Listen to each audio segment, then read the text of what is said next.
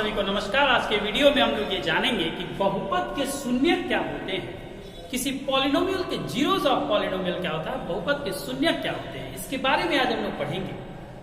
तो आइए इसको पढ़ने के लिए हम सबसे पहले एक बहुपद लेते हैं। माना कि एक बहुपद है px, एक बहुपद है जिसका वैल्यू एक बहुपद है x-1। अगर इसमें हम x की वैल्यू अगर हम p1 रखते हैं, ये सब यानी x की जगह पर हम 1 को रखते हैं तो 1 - 1 बराबर क्या हो जाएगा 0। तो यह p1 पे वैल्यू क्या रहा 0। तो हम क्या कहेंगे कि p बराबर 1 पर बहुपद p बराबर 1 पर बहुपद का मान शून्य हो जाता है, शून्य हो जाता है। ठीक है, यानी 1 रखने पर x का मान 1 रखने पर बहुपद px का वैल्यू कितना हो जाता है 0 हो जाता है। तो हम कहेंगे कि यह जो 1 है यही 1 इस बहुपद का शून्यक है। ठीक है, इसे ही हम क्या कहेंगे कि यह इस बहुपद का क्या है शून्यक है। तो आप क्या समझ पा रहे हैं कि बहुपद में मान, वह मान जो बहुपद के मान को शून्य करते हैं उसे ही हम बहुपद को शून्य करते हैं, उसे ही हम बहुपद का शून्य करते हैं। तो चलिए इससे हम बहुपद का शून्य समझ लिए। अब हम एक्सरसाइज के प्रश्नों को चलिए हल करते हैं, हल करना इससे प्रारंभ करते हैं।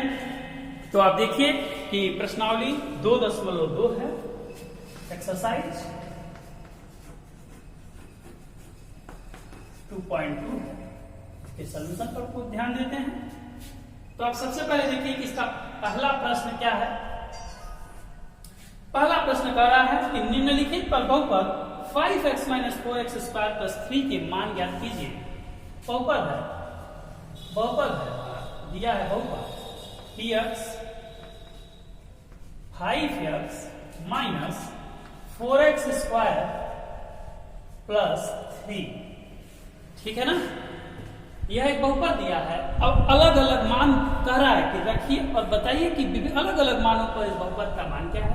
तो चलिए इसका फर्स्ट क्वेश्चन, px की जगह पर हमें x की वैल्यू को 0 पुट करना है।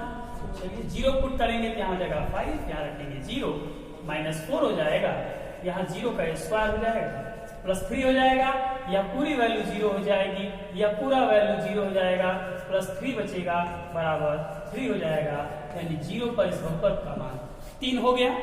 इसके बाद चलिए हम लोग अगला पढ़ते हैं। दूसरा क्या है कि बहुपद का मान -1 रखना है। तो चलिए -1 रख दीजिए, यहाँ पर -1 का स्क्वायर हो गया। अब इसको हल कर दीजिए तो -5 और यह चूंकि +1 हो जाएगा तो यह -4 प्लस 3 हो जाएगा, -5 - 4 -9 प्लस 3 बराबर -6, यानी p का मान अगर हम -1 रखते हैं तो बहुपद का मान -6 प्राप्त होता है। अगर हम p की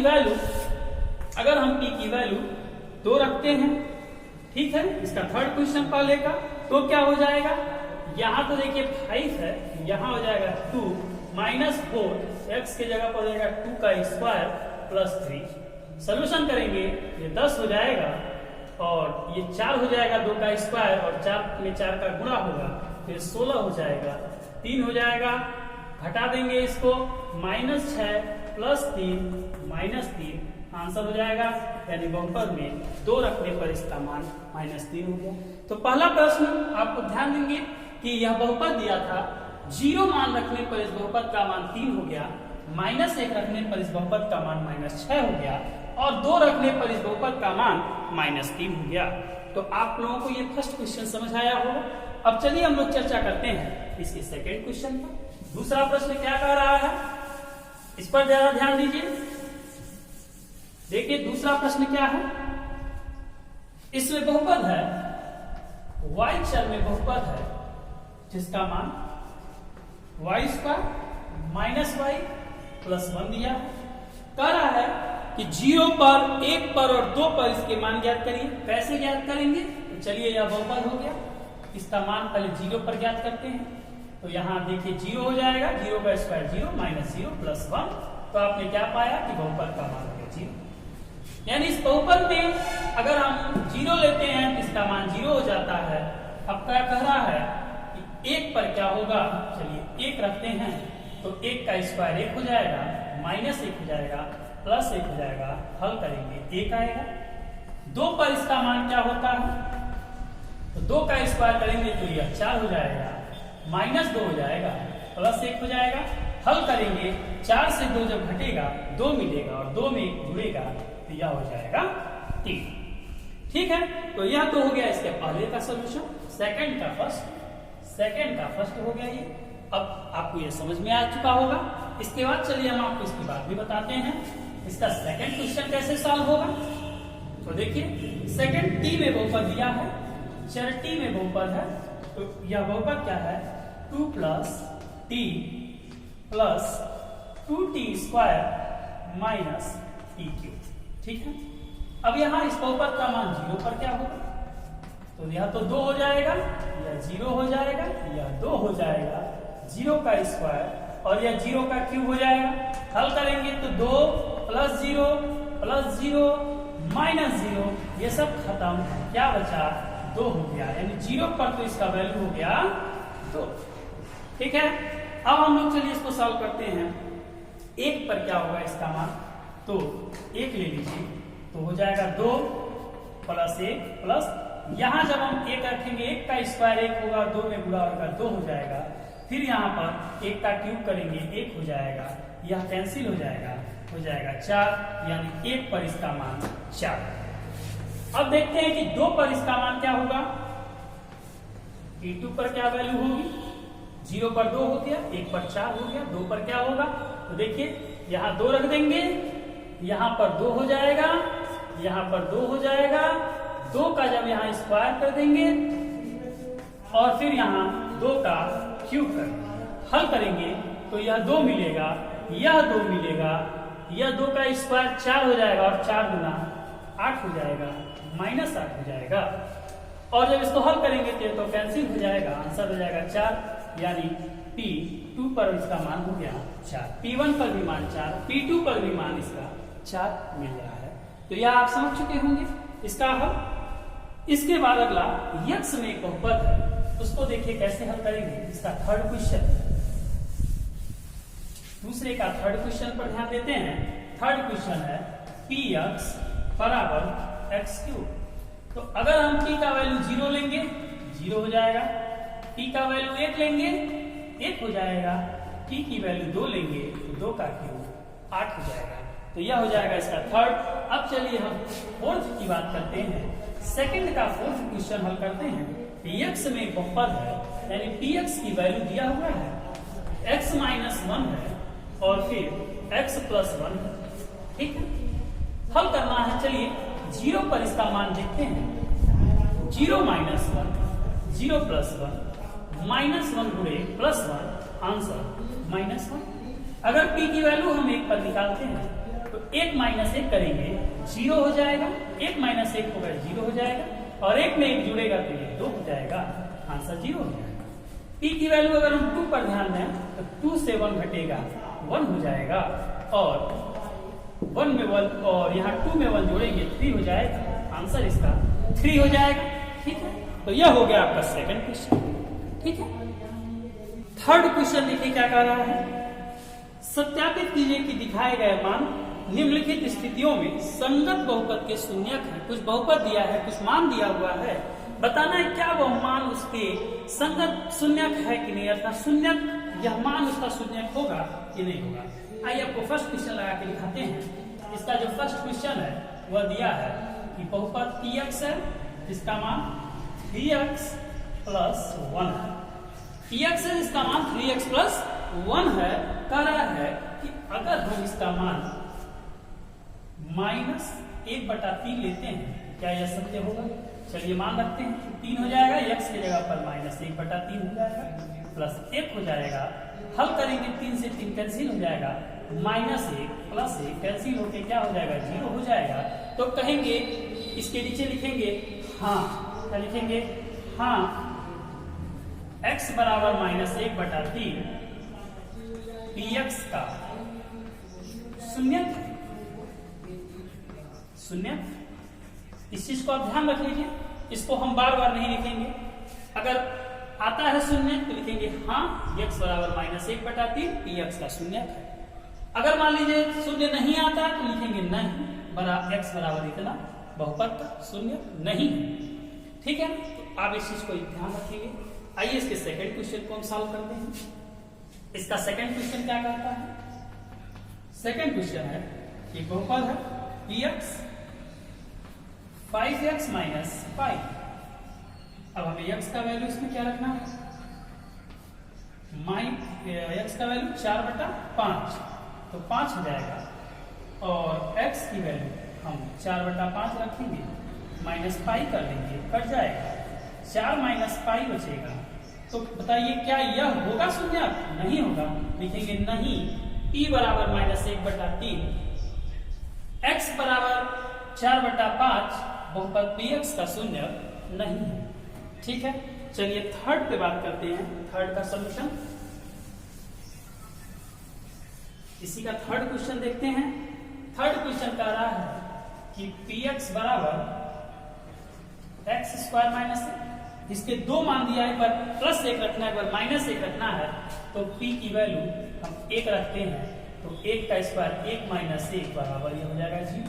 और अगर हम p की वैल्यू -1 रखते हैं तो 1 का स्क्वायर 1 - 1, क्या लिखेंगे कि हाँ x बराबर 1 -1 बहुपद px का शून्यक है। लिख लेंगे इसको। फोर्थ क्वेश्चन इसी का थर्ड का चौथा क्वेश्चन देखते हैं। क्वेश्चन नंबर 4 कैसे होगा? फोर्थ क्वेश्चन है बहुपद दिया है px, इसका मान x + 1 है और x - 2 है। दो मान रखना है, -1 रखना है और 2 रखना है। तो चलिए p का वैल्यू हम क्या रखते हैं? -1 रखते हैं, तो क्या हो जाएगा? -1 + 1 और ये -1 - 2, यह तो कैंसिल हो जाएगा, 0 हो जाएगा। इसका 0 पूरा होगा, 0 हो जाएगा, यानी -1 पे तो 0 हो गया। अब जरा हम इसका वैल्यू 2 पर चेक करते हैं। तो 2 1 यहाँ तो 3 हो जाएगा, और यहाँ 2 से 2 घटेगा, 0 हो जाएगा, आंसर 0 आ जाएगा। 2 पर भी इस बहुपद का मान शून्य है, तो हाँ x बराबर -1 तथा 2 बहुपद px के शून्य हैं। ठीक है, फोर्थ क्वेश्चन क्या है इसका? अब आइए फिफ्थ क्वेश्चन पे बात करते हैं। फोर्थ तो हो गया, फिफ्थ क्वेश्चन है कि px एक बहुपद है, x² x का मान 0 रखना है, तो p 0 पर इसकी वैल्यू 0 होती है, तो हाँ शून्य इसका एक बहुपद है। ठीक है, अगला क्वेश्चन छठवां क्या दिया हुआ है कि px बराबर lx + m। अब हमको p का मान यहां रखना है -m/l, क्या हो जाएगा? l हो जाएगा, x का वैल्यू -m/l हो जाएगा, प्लस m हो जाएगा, कैंसिल करेंगे, -m + m बराबर 0 हो जाएगा, यानी p -m/l पर इसका वैल्यू 0 है। लिख देंगे कि हाँ यह शून्य होगा। अगला है, इसी के बाद है अगला क्वेश्चन 3x² - 1, इसका भी अलग अलग वैल्यू रखना है। पहले तो हमको p का, ये px है, यहाँ चलिए मान रखते हैं p का वैल्यू -1/√3 रख देंगे, तो क्या होगा बताइए? ये तो 3 हो गया, x के जगह पर -1/√3 का स्क्वायर हो जाएगा, -1 हो जाएगा। हल करेंगे तो 3 गुणे 1/3 -1 का कैंसिल होगा, 0 मिल जाएगा, यानी p का वैल्यू -1/√3 पर शून्यक है।